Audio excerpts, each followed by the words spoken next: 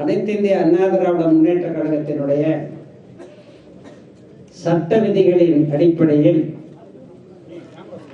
பொதுச் செயலாளரை தேர்ந்தெடுக்க வேண்டும் என்றால் கட்சியினுடைய அடிப்படை உறுப்பினர்கள் பேசிக் மெம்பர்ஸ் அனைவரும் சேர்ந்து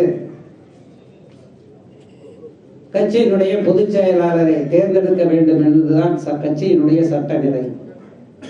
அதை விட்டுவிட்டு ஒரு தற்காலிக இடைக்கால பொதுச் செயலாளரை நியமிப்பதற்கு அனைத்து இந்திய அண்ணா திராவிட முன்னேற்ற கழகத்தினுடைய சட்ட விதிகளில் இடமே இல்லை. அப்படி ஒரு பதவியை உருவாக்குவதும் கட்சியினுடைய சட்ட விதிகளுக்கு மாறான ஒன்று. எனவே திருமதி சசிகலா அவர்களை கழகத்தினுடைய தற்காலிக பொதுச் செயலாளர் நியமித்தது சட்டத்துக்கு உட்பட்டது அல்ல. அது இல்லீகல், இன்வேலிட், செல்லாத ஒன்று. அப்படி கட்சியினுடைய சட்டத்திட்டத்தின்படி பொதுச் செயலாளராகவோ இடைக்கால பொதுச் செயலாளராக ஆக முடியாத ஒருவர் அப்படி செயலாளராக அறிவித்துக் கொண்டு அந்த பதவியை இல்லீகல் பதவியை வைத்துக் கொண்டு திரு பன்னீர்செல்வம் அவர்களை பொருளாளர் பதவியிலிருந்து நீக்கியதோ அல்லது திரு மதுசூதனன் அவர்களை அவைத்தலைவர் பதவியிலிருந்து நீக்கியதோ எங்களை எல்லாம் இயக்கத்தினுடைய பல பதவிகள் நீக்கியதோ சட்டப்படி செல்லாது. நாங்கள் இந்த பதவிகளிலேயே இருக்கிறோம். அனைத்து இந்திய அண்ணா திமுகவினுடைய அந்த ஏற்கனவே புரட்சி தலைவர் அம்மா தலைவர் காலத்தில் இருக்கிற அந்த பதவிகளிலேயே சட்ட ரீதியாக நாங்கள் இருக்கிறோம். அதே போலவேதான் துணை பொதுச் செயலாளர் ஒருவரை கட்சியிலே நீக்கப்பட்ட ஒருவர் 10 ஆண்டு காலமாக கட்சி பணியிலே இல்லாத ஒருவரை திடீரென கட்சியிலே சேர்ப்பதற்கும் அந்த தற்காலிக பொதுச் செயலாளருக்கு அதிகாரம் இல்லை, சட்டத்திலே அதிகாரம் இல்லை. தினகரன் அவர்களை தற்காலிக தற்போது துணை பொதுச் செயலாளர் நியமித்ததும் சட்ட விதிகளை மீறியது, சட்டப்படி செல்லாது, அந்த பணியை அவர் மேற்கொள்ள முடியாது. இது சட்ட நிலை, இதுதான் உண்மையான நிலை.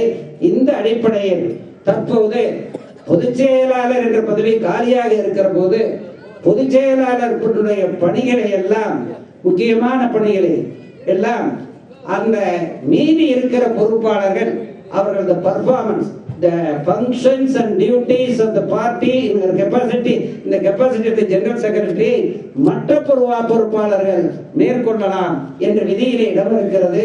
அந்த அடிப்படையிலே கட்சியினுடைய அவைத்தலைவர் இருக்கிறார், கட்சியினுடைய பொருளாளர் இருக்கிறார். பொருளாளரும் அவைத்தலைவரும் இணைந்து கட்சியினுடைய மற்ற நடவடிக்கைகளை மேற்கொள்ள அதிகாரம் இருக்கிறது, மேற்கொண்டு செயல்படுவார்கள். கட்சியினுடைய பொதுச் செயலாளரை கட்சி அடிப்படை உறுப்பினர்கள் தான் தேர்ந்தெடுக்க வேண்டும் என்ற சட்டநிலை இருக்கிற காரணத்தால் தேர்தல் கமிஷனிடம் இந்த கோரிக்கை கொடுக்கப்பட்டிருக்கிறது. சட்ட ரீதியாக அவர்கள் ஆணையிட்டுத்தான் ஆக வேண்டும். அவர்களுடைய மேற்பார்வையில் எலெக்ஷன் தேர்தல் ஆணையத்தினுடைய மேற்பார்வையிலே கட்சியினுடைய பொதுச் செயலாளர் தேர்வு விரைவிலே நடைபெறும். அதற்காக மனு கொடுக்கப்பட்டிருக்கிறது.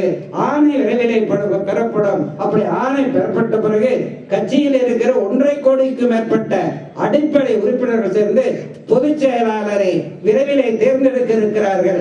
இதுதான் சட்டநிலை.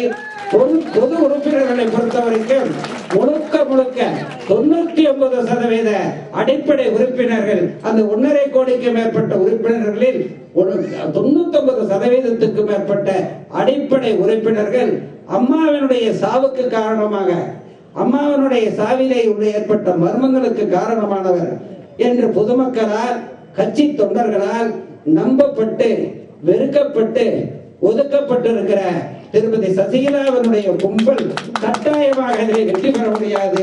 மாறாக அம்மாவினுடைய பிரதிநிதியாக அம்மாவால் 2 முறை முதலமைச்சராக நியமிக்கப்பட்ட 3வது முறையும் அம்மாவினுடைய துறைகள் எல்லாம் யாருக்கு மாற்றி கொடுக்கப்பட்டதோ அந்த திரு பன்னீர்செல்வம் அவர்கள்தான், தற்போதைய முதல்வர் அவர்கள்தான் எளிமையானவர், நேர்மையானவர், கரைபடியாத கரங்களுக்கு சொந்தக்காரர், நல்லவர், அம்மாவின் இதயத்திலே குடிகொண்டிருந்தவர், பொன்மனச்செம்மல் புரட்சித் தலைவர் எம்ஜிஆரின் வழியிலே நடப்பவர் என்று அவர்தான் பொதுச் செயலாளராக வர வேண்டும்.